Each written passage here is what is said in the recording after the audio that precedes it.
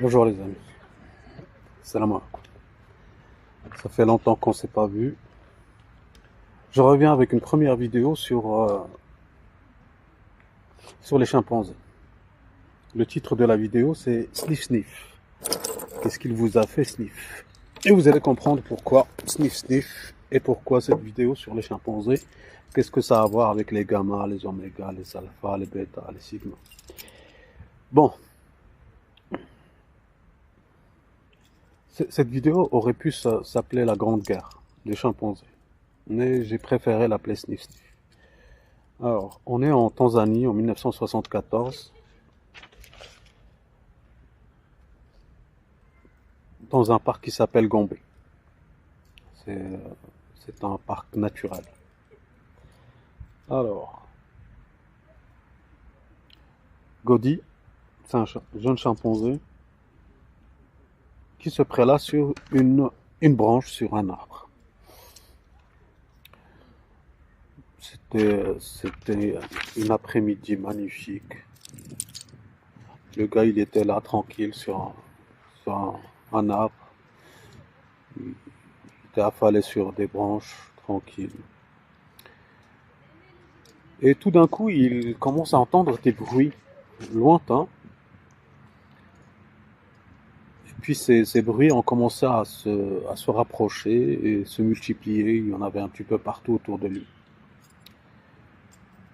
Et donc c'est un autre chimpanzé qui s'appelle Humphrey. C'est un adulte celui-là, il n'est pas jeune. Il l'attrape par la jambe, le tire en bas et commence à l'attaquer avec 4 autres chimpanzés pendant 10 minutes.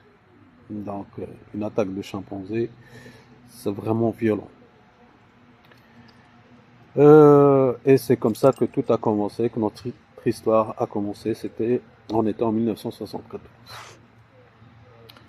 Alors, donc on sait où on est, on a la date. Donc, il y a d'autres protagonistes qu'on doit quand même présenter. On revient un petit peu en arrière, 14 ans en arrière, on est en 1960. Et on va parler d'une dame, Jane Goodall. À l'époque, elle était âgée de 26 ans. Et à la demande du professeur paléontologue Louis Leakey, il est directeur du musée du Kenya. Euh, il ne travaille pas tout seul.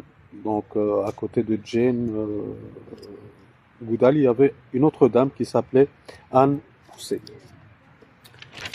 Donc, ces chercheurs-là, je vais vous expliquer un petit peu leur travail. Ils voulaient faire des études sur les chimpanzés, leur mode de vie, la société chimpanzé, etc. Et ils ont mis leur campement au beau milieu de ce parc. Et ils ont remarqué que les chimpanzés vivaient dans des communautés qui pouvaient dépasser facilement les 100 individus. Mais ils sont pas faciles, ils vivent dans la nature, ils sont sauvages, donc ils sont pas très facilement approchables ou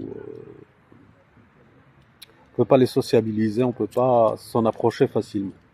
Donc Jane, euh, c'est un cliché mais il est vrai, a trouvé une solution pour les approcher de plus près. Donc elle a utilisé les bananes. Et le professeur, lui, il tenait, il était à cheval sur une règle, c'est les feuilles de contrôle.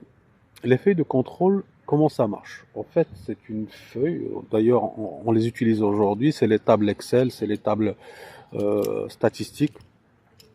Donc les chercheurs, ils partaient deux par deux, stagiaires, pas stagiaires, chercheurs, etc. Donc il y avait à chaque fois deux. Ben, c'était mieux parce que c'est dangereux, t'es au beau milieu de la jungle. Donc il n'y a pas que des chimpanzés, il y a d'autres animaux, il y a surtout des insectes.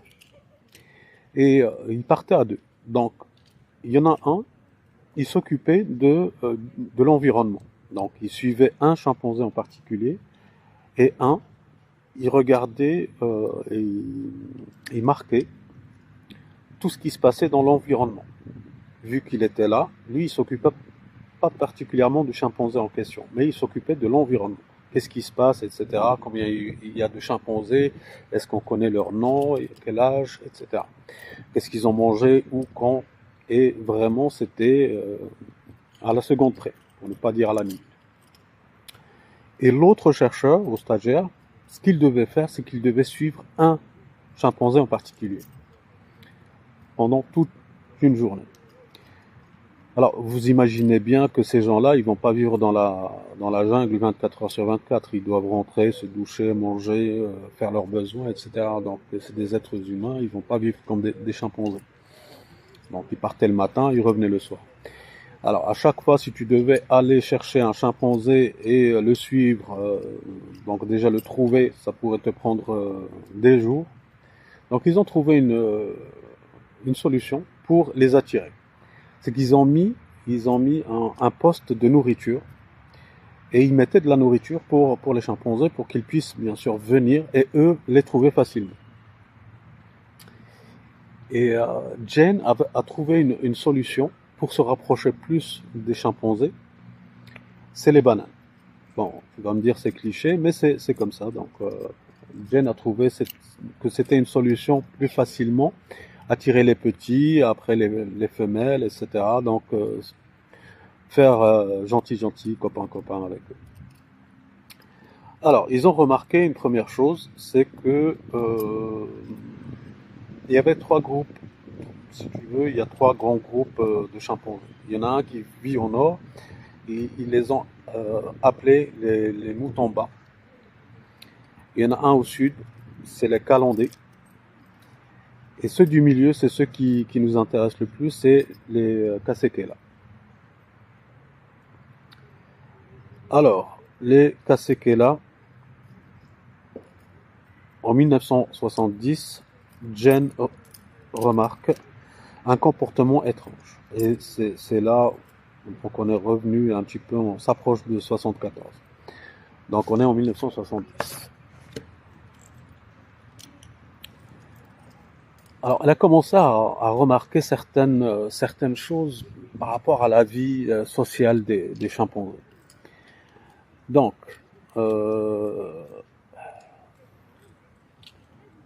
elle a regardé ou remarqué quelque chose par rapport au mâle alpha. Comment les chimpanzés ils choisissent le mâle alpha. Alors, le mâle alpha, chez tous les animaux, ben, c'est le plus fort. C'est celui qui défie le mâle alpha en poste, ou celui qui est déjà là, et qui le bat.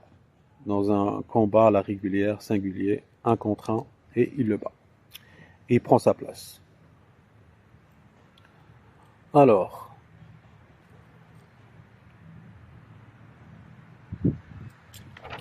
donc elle a remarqué que c'était des règles très strictes. Ce qui veut dire que si un autre chimpanzé, un bêta par exemple, vient aider son alpha pour détrôner un alpha, ça ne marche pas.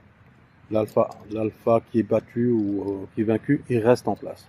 Donc les autres, ils doivent reprendre leurs entraînements et reprendre l'histoire depuis le début. Alors,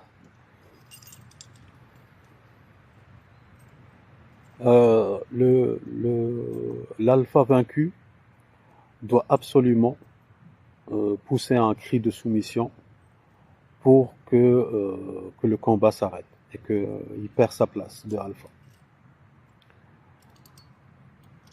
Alors, il y a le fonctionnement du groupe. C'est très simple, comme les loups, comme tous les animaux qui vivent en meute. Ils ont commencé à remarquer qu'ils vivaient en sphère, plutôt en cercle. Et ils ont remarqué que dans ce cercle, il y a plusieurs cercles. Alors, tu as le cercle, le plus grand cercle, où il y a les omégas. Après, on a un cercle plus petit, plus restreint, où vivent les gammas. Et tu as encore un cercle, dans ce cercle, qui est encore plus petit, où vivent les bêtas. Et au milieu, il y a le alpha. Et ça a attiré leur attention parce que le alpha, dans tous ces cercles-là, il se déplace où il veut. Donc, tu as des cercles de plus en plus grands, et le alpha au milieu. Et le alpha, il va où il veut. Et vu qu'il y a des arbres, c'est pour ça que je vous ai parlé de sphère, c'est qu'il peut aller dans un arbre, descendre, etc. Il peut aller où il veut. Alors, après, tu as les bêtas. Les bêtas, eux aussi, ils peuvent se déplacer où ils veulent. Comme le alpha, leur alpha. Après, on a le cercle des gammas. Alors, les gammas, ils circulent dans leur cercle et le cercle des omégas. Mais en aucun cas, ils ont le droit d'aller dans le cercle ou la sphère des bêtas. Et encore moins s'approcher de l'alpha. C'est l'alpha qui vient vers eux et non pas le contraire. Après, on a les omégas, c'est les laissés pour compte, c'est les femelles, les vieux alphas, euh, les vieux chimpanzés, les petits, etc. Alors, je reviens sur les gamins, parce qu'ils ont un rôle très important, celui de la chasse.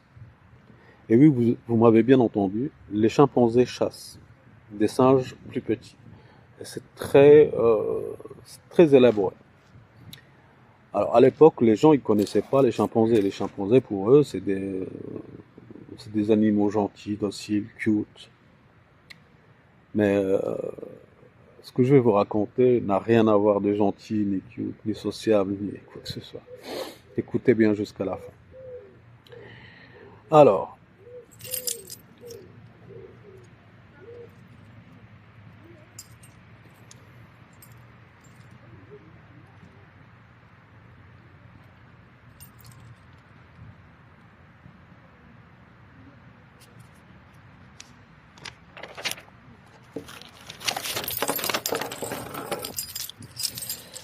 on va aller parler de l'alpha en poste qui est Mike. Alors, Mike a détrôné Goliath. L'alpha, jusqu'en 1970, il s'appelait Goliath. Ou plutôt jusqu'en 1964. Donc Goliath, il était alpha jusqu'en 1964. Après, c'est Mike qui l'a battu, il est devenu alpha. Alors, dans la sphère de bêta de ce alpha qui est Mike, on va trouver Humphrey, Hugh et Charlie. Hugh, c'est le frère de Charlie. Charlie, c'est le frère de Hugh. Humphrey, il est courageux, très fort et ambitieux. Mais il est méchamment ennuyeux. Ce qui veut dire que tous les autres singes le fuient comme la peste parce qu'il est très ennuyeux. Hugh, il est moins fort, mais il est beaucoup plus intelligent. Et Charlie suit son frère Hugh partout. Et il fait tout ce que veut Hugh. Après, on a le mâle détrôné qui est Goliath. Alors, il était alpha jusqu'en 1964. Il est resté très apprécié par le groupe et a gardé certains de ses privilèges comme se faire toiletter, etc. Donc, il faut savoir que le toilettage, c'est un signe de domination. Et plus on est proche de l'alpha, plus on se fait toiletter à longueur de journée, on mange les meilleurs repas et on a le meilleur emplacement pour dormir. Alors, Goliath, il y avait un petit chimpanzé qui le suivait partout et qui était Sniff. Et voilà, on arrive au titre de la vidéo qui est Sniff Sniff. Que vous a-t-il fait Sniff? Alors, avec Goliath et Sniff, il y a Godi qui vont faire, si vous voulez, ils vont s'isoler un petit peu du groupe de Mike, qui est l'alpha. Alors petit à petit, ils vont arrêter de venir se nourrir au camp. Ils vont de moins en moins se montrer avec le groupe, jusqu'à créer leur propre groupe, qui s'appelle les Kahama. Alors, les Kahama, donc on a Charlie, Hugh, Godi, Goliath, et des femelles qui s'appellent, on a Madame D, Willy Wally, Sniff, on a Madame B et ses filles, donc Honey B, Little B, et eux-mêmes ils ont des filles, donc Vanda et Bondi.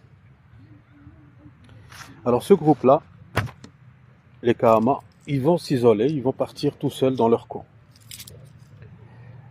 Et les Kasekela, ben, on a Amfrey, Gigi, c'est une femelle qui est très active au sein des bêtas, des gammas. On a Satan, on a Gobelin, Figan, Faben, Evred,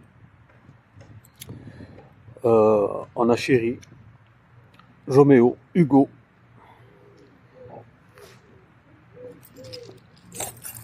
Donc les attaques qui vont commencer en 1974,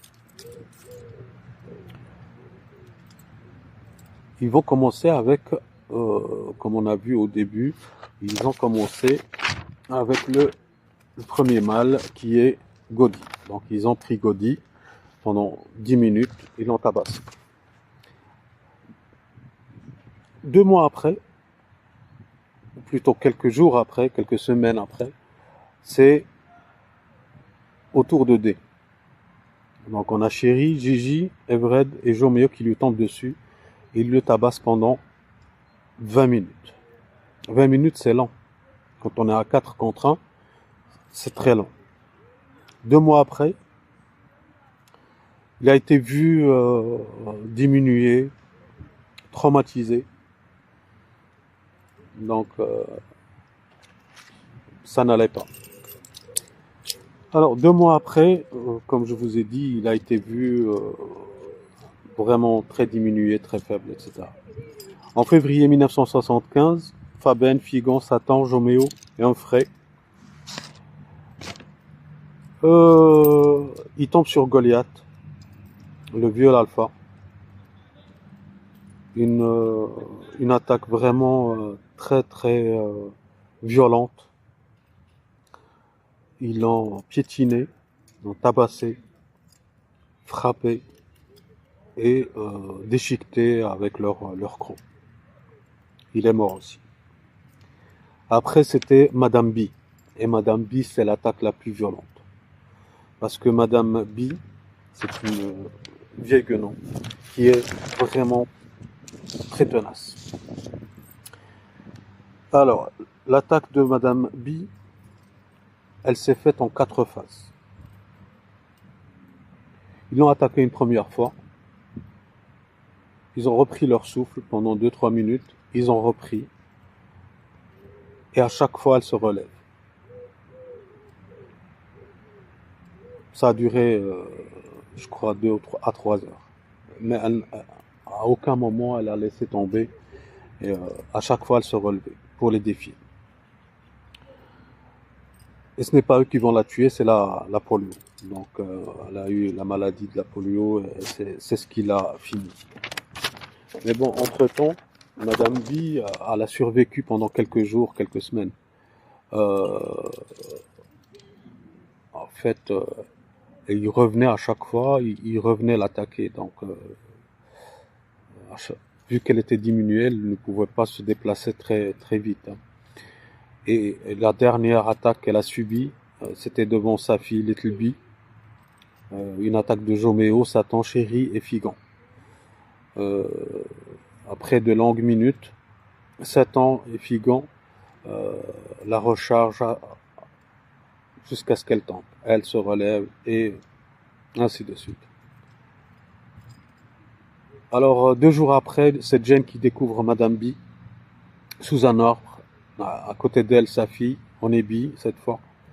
Elle essayait de la réveiller, mais elle était déjà morte.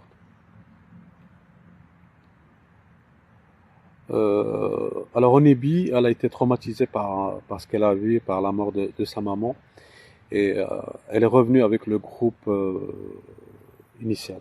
Donc elle ne voulait pas subir le même sort que Goliath, etc. Alors l'attaque suivante n'a pas été observée. Donc personne, c'est pas les chercheurs ou les stagiaires qui l'ont vu. Mais c'est des pêcheurs qui ont informé les chercheurs. 3 jours après, ils retrouvent Charlie, donc le frère de Hugh, dans un ruisseau. Et vu que Charlie ne se sépare jamais de son frère Hugh, ils se sont dit soit Hugh et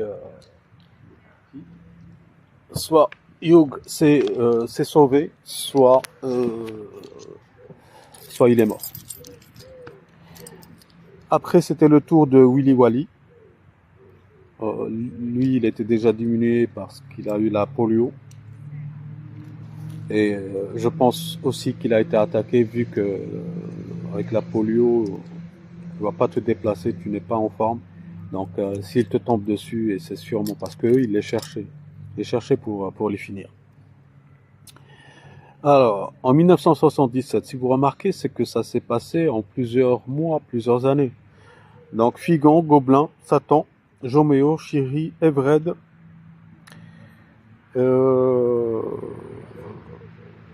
et il tombe sur Sniff finalement. Et Sniff, c'est un gamin, c'est un jeune.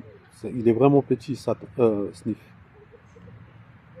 Alors tous ces chimpanzés, mâles et femelles, ils lui tombent dessus. Et ils l'ont carrément déchiqueté. Pour finir, Satan, il buvait, il prenait le visage de Sniff, il buvait le sang qui coulait de son visage. Tellement c'était violent. Donc, pourquoi autant de violence envers des gens qui, il n'y a pas si longtemps, étaient leurs? C'est leur groupe. Après, c'était le tour de Mondi, Windy. En fait, ils n'ont pas retrouvé les corps, mais ils ont disparu. Donc, est-ce que c'est comme Hugh, ils sont partis rejoindre le groupe du Sud, ou est-ce qu'ils sont morts et qu'on ne trouve pas leur corps? Moi, je pense qu'il y a eu quand même du cannibalisme vu la réaction de Satan avec Sniff, et avec Goliath, parce qu'il s'est passé la même chose, parce qu'il l'a déchiqueté, il l'a mordu et a arraché des lambeaux de chair de Goliath.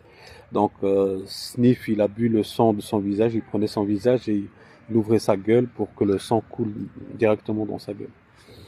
C'était vraiment très très violent. Le groupe du milieu, notre groupe, les Kasekela, ils ont été diminués. Donc avec ça, avec ce qui s'est passé, avec le groupe de Goliath et Sniff, etc., qui sont partis, Hugh, Charlie, ils se sont vus diminuer. Donc ils étaient plus faibles que les groupes du Sud et du Nord. Et ils étaient déjà beaucoup plus forts qu'eux, à la base. Donc le groupe du Sud les a attaqués. Ils ont dû quitter leur territoire, le territoire qu'ils avaient au milieu, et ils sont montés dans le nord. Alors, il s'est passé quelque chose de très intéressant dans le nord, parce que dans le nord, il y a eu des escarmousses, il y a eu des petites batailles par-ci par-là, mais le groupe du nord n'a pas voulu les finir. Ils leur ont donné un coin vers l'est, où ils pouvaient utiliser ce coin-là pour se reposer, pour fuir le groupe du Sud. Mais avec le temps, ce groupe-là, les Kasekela, il a fini par se disloquer complètement et disparaître. Il y avait plus que deux groupes, un au nord et un au sud. Donc si tu penses que ce que tu vois à la télé, quand tu vois des petits bébés chimpanzés tout mignons dans les bras de chercheurs ou de personnes bien intentionnées, sache que la vérité ou la vérité de la nature, quand on est dans la nature, c'est autre chose. Tout ça pour te rappeler que la nature humaine, ce n'est pas ce que tu vois à la télé, ce n'est pas ce que tu entends. C'est vraiment autre chose. J'ai fait cette vidéo pour te rappeler pourquoi je te parle des gamma, des sigma, des alpha, etc. Parce que tu vis dans la même matrice, dans le même système. Même tu peux évoluer, on va embellir les choses avec des mots, avec des couleurs, avec des formes, avec des paquets, on va le mettre dans un paquet. Mais en fait, la base, c'est la même. Les idées sont les mêmes. Plus tu t'éloignes de la nature, plus tu vas te faire avoir. Sur ce, je vous dis bonne fête pour ceux qui vont faire la fête. Et prenez soin de vous, de vos enfants, vos parents. Vivez en communauté. Et rapprochez-vous de la nature. Bonne journée.